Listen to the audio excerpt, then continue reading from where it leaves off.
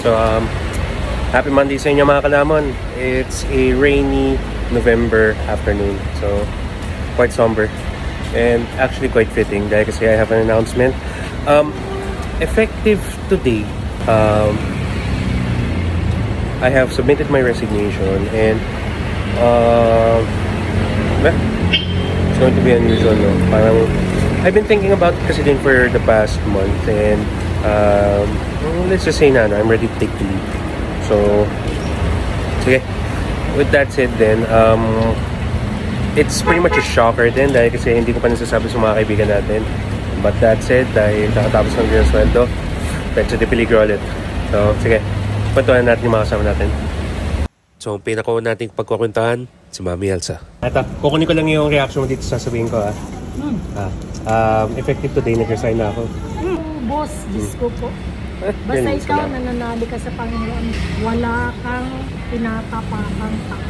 Di ba? Tama? Totoo. Oo. Basta nasa mabuti ka, nasa tamang posisyon ka na tama ang ginagawa mo, na alam mong tama ang ginagawa mo. Yun, sir. Basta wala kang kaaway dyan. Hayaan mo sila mang-away sa'yo, okay lang yan. Ano yan, mga basher, views din natin yan. Basta, always say thank you. Yun yung ano sa mga nagpapaya ko pala. Tapos, lagi kang number one kay Lord. Pagising sa, pag matulog, pagising sa umaga, lahat ng lakad. Para lagi siyang nandiyan para sa iyo. Diba? Lagi tayong... Siya. Sige, tingnan naman ako. Sir, salamat sir ha. Sige, balik ako. Sabi ko Mami Elsa, ano to?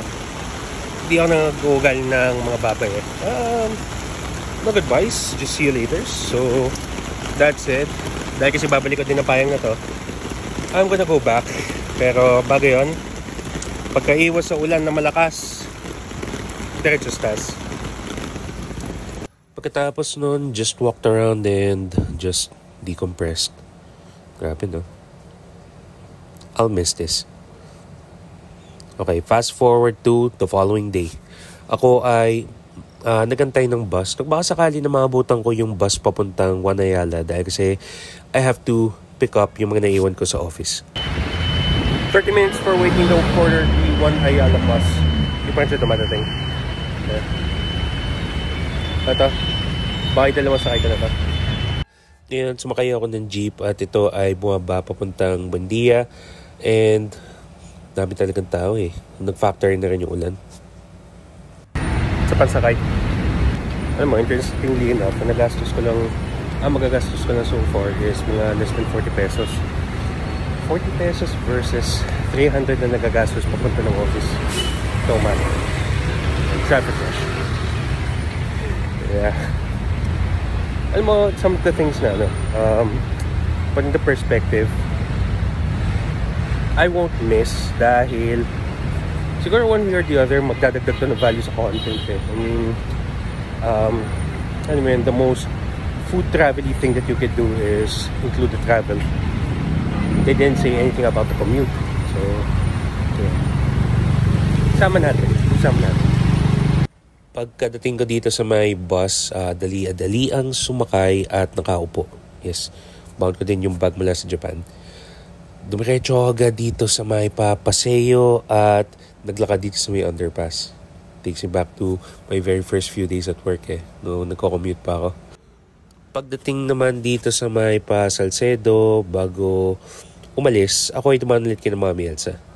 So, kumuha ako ng pagkain. For all time's sake, ako ay kumuha na muna ng silog at saka shawarma rice. Tapos kumuha na rin ako ng chili garlic. Bago ako umalis, dumaan ulit ako at humingi. Binigyan ako ng gulaman na Ate Rose. So, maraming salamat. One way or the other, I'll be back. Pagkatapos ko may pag-usap ko, tas-tas na ang tuwalya. Pagkatapos kong may pag-usap dito ka na Mami Elsa ka natin, Rose. Yeah, so katulad na sabi ko kanina, there's no, or I think there's a long format vlog yun. Wala na akong